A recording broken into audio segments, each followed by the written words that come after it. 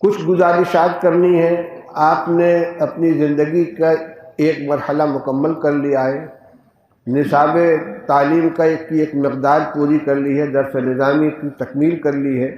آگے جس کو مزید تکمیلات کے اندر داخلہ لے کے کچھ پڑھنا ہوگا وہ کرے گا، لیکن بہرحال وہ اصل نظام سے زائد ہے. اب آگے آپ کو اپنی زندگی کے لیے کچھ فیصلے کرنے ہوں گے.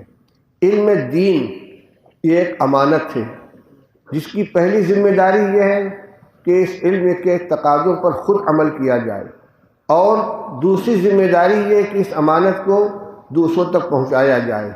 اس لیے کہ نبی کریم صلی اللہ علیہ وسلم نے تعلیم کے ساتھ تعلیم کو بھی جوڑا ہے. خیرکم من تعلم القرآن وعلمہ، بہترین انسان وہ ہے جو قرآن کو سیکھے اور سکھائے. اسی طرح آپ نے فرمایا بلغوا عنی ولو آیہ، میری طرف سے دین لوگوں تک پہنچاؤ چاہے ایک آیت ہی کیوں نہ ہو. اسی طرح نبی کریم صلی اللہ علیہ وسلم نے ہدایت یہ دی ہے کہ الا فلیبلغ الشاہد الغائب. جو لوگ یہاں یہ علم کا سلسلہ اسی طرح چلا ہے الا فلیبلغ الشاہد الغائب، کہ جس تک اللہ کے نبی صلی اللہ علیہ وسلم کے لائے ہوئے دین و علم پہنچے اس کو دوسروں تک پہنچائیں.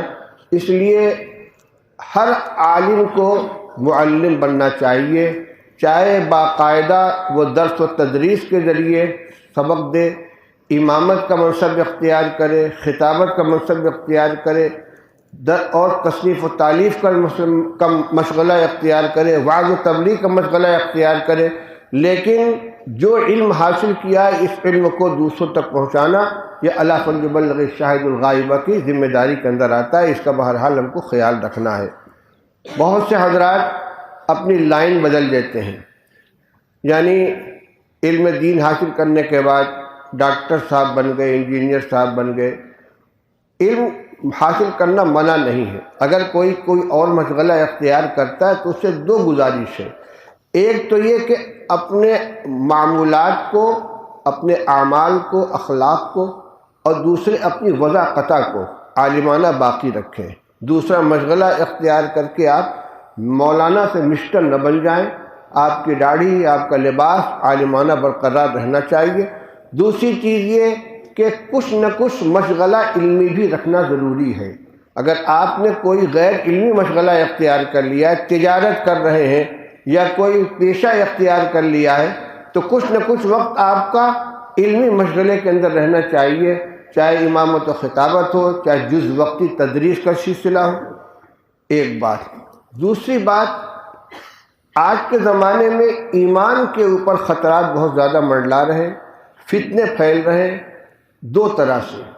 ایک تو شکیلیت، گوہر شاہی، قادیانیت کے نام پر ایمان پہ ڈاکہ ڈالنے والی جماعتیں باقاعدہ کوششیں کر رہی ہیں. بڑی تعداد میں لوگ ان فتنوں کے شکار ہو رہے ہیں. قادیانیت تو پرانا فتنہ ہو گیا، لیکن گوہر شاہی فتنہ اور شکیل بن حنیف کا فتنہ پنپ رہا ہے برابر دیہاتوں کے اندر، اور بلکہ شہروں میں بھی، کالج یونیورسٹی کے اندر بھی، اور گھروں میں عورتیں تک اس سے متاثر ہو رہی ہیں. تو آپ حضرات کو ان فتنوں کا مقابلہ کرنے کے لیے اپنے آپ کو تیار کرنا چاہیے. دوسری چیز یہ کہ مکتب کی تعلیم کو آپ اپنا مشن بنا لیں. یہ نہ سوچیں کہ ہم بخاری شریف پڑھ کر آئے تو ہم کو بخاری ہی پڑھانی ہے. یقیناً وہ علم کی خدمت ضرور ہے، لیکن دین کی خدمت کے اعتبار سے آج کے زمانے میں سب سے اہم کام جو ہے مکاتب کا قیام اور مکاتب کے نظام کو مضبوط کرنا. ہر مسلمان بچے اور بچی کو دینی تعلیم سے آراستہ کرنا یہ ہماری ذمہ داری ہے. اس لیے اگر اللہ تعالیٰ توفیق عطا فرمائے تو آپ اپنے علاقے میں جا کر جائزہ لیں، کتنی بستی کے اندر بچے ہیں، کتنی بچیاں ہیں، کتنے مکاتب ہیں. اگر ضرورت پوری ہو رہی ہے باقاعدہ تو آپ اس کی سرپرستی کریں، ان کا ساتھ دیں، ان کے معاون بنیں. اور اگر نہیں ہے تو آپ بڑی کتابیں تلاش کرنے کے بجائے پہلے اپنے علاقے کے مسجدوں میں، گھروں میں، جہاں جہاں ہو سکے مکاتب قائم کریں اور اس خدمت کو لے کر آپ بیٹھیں. دو باتیں ہو گئیں. اور تیسری بات یہ ہے کہ ہمارے بڑوں کا ایک طریقہ رہا ہے کہ تحصیل علم سے فارغ ہونے کے بعد اپنی اصلاح کے لیے کسی اللہ والے سے اپنا تعلق جوڑ لیتے تھے. اس لیے کہ اس علم کے اندر، بلکہ ہر علم کے اندر ایک خاصیت ہے کہ آدمی اپنے کو بڑا سمجھنے لگتا ہے۔ ہمارے استاد حضرت علامہ حضرت مولانا مفتی محمود حسن صاحب نور اللہ مرقدہ فرماتے تھے کہ انسان میں تکبر پیدا کرنے کے بہت سے اسباب ہوتے ہیں۔ کوئی مال کی بنا پر اپنے کو بڑا سمجھتا ہے، کوئی جسمانی طاقت کی بنا پر، کوئی حکومت کی بنا پر، کوئی اقتدار کی بنا پر، لیکن سب سے زیادہ خطرناک قسم کا جو تکبر ہے وہ علم کے راستے سے آتا ہے۔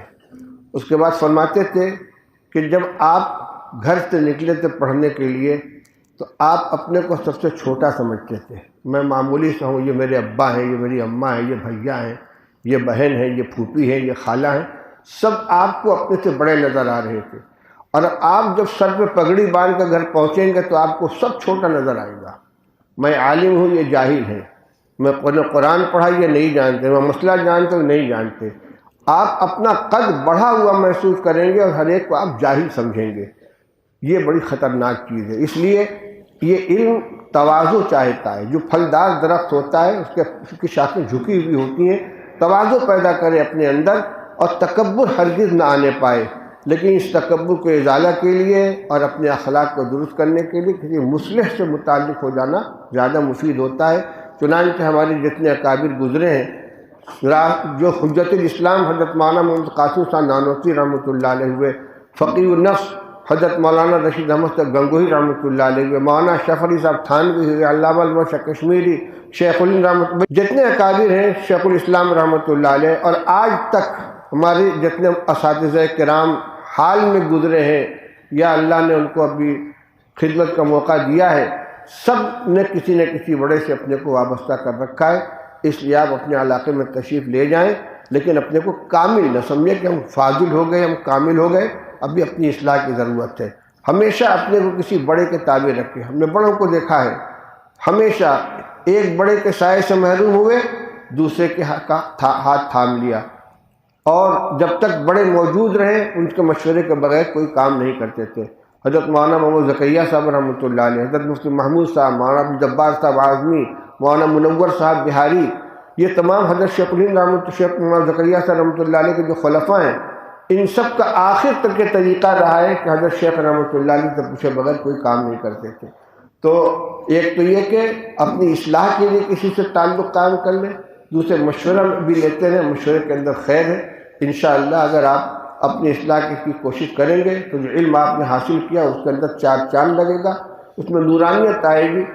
مسلسلات کے اندر ایک روایت ہے کہ غالباً حضرت سفیان کا قول ہے، اس کا سعید ابن مسیب کا ہے کہ علم عمل کے دروازے پر دستک دیتا ہے، اگر دروازہ کھل گیا تو اندر داخل ہو جاتا ہے، اور اگر دروازہ نہیں کھلا تو واپس چلا جاتا ہے۔ یہ علم عمل کے دروازے سے اندر داخل ہوتا ہے۔ اگر علم پر عمل کریں گے، علم چنداں کے بیشتر خانی، گر عمل نیستت تو نادانی، کیا ہے وہ؟ چار پائے برو کتابیں چند، نہ محقق بود نہ دانش مند۔ اس لیے اس علم کو اپنے لیے نعمت سمجھ کر اس کے تقاضوں کو طور سے عمل کریں۔ اللہ تعالیٰ اس کی توفیق نصیب فرمائے۔ اور آخر میں اپنی طرف سے یاد کرنا چاہتا ہوں کہ اس طالب علم کا جو حق ہوتا ہے، اس حق کی ادائیگی میں یقیناً کوتاہیاں ہوئی ہیں، اگر مگر نہیں کر رہا ہوں، میں صراحت کے ساتھ کہہ رہا ہوں، اور طلبہ ہمارے پاس امانت تھے، اس امانت کی ادائیگی میں جو مجھ سے کوتاہی ہوئی ہو، آپ لوگ اپنے دل سے اس کو معاف کریں اور دعا کریں کہ اللہ تعالیٰ بھی ہمیں معاف فرمائے اور اس رشتے کو ہمیشہ باقی رکھے اور خدمت کی توفیق عطا فرمائے۔ اب دعا فرما لیں۔